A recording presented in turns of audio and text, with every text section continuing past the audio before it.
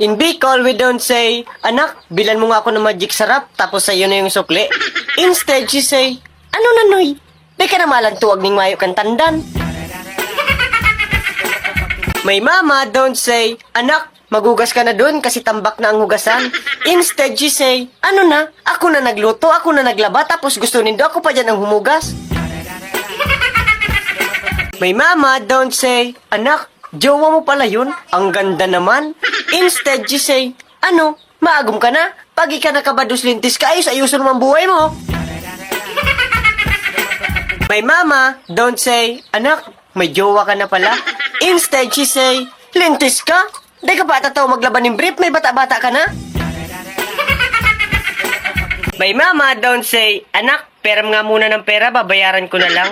Instead, she say, ano ta naniningil ka? Kangaki ka, sisay mo nagpasuso. My mama don't say, anak, suotin mo nga yung damit mo kasi malamig. Instead, she say, ano talaga uba-uba ka umbado? Anong paguna mo sa lawas mo kadakula? Pag ikapinul mo, lintis ka, ikaman sa damang inginuragan. My mama don't say, ganda ng tattoo mo na ka.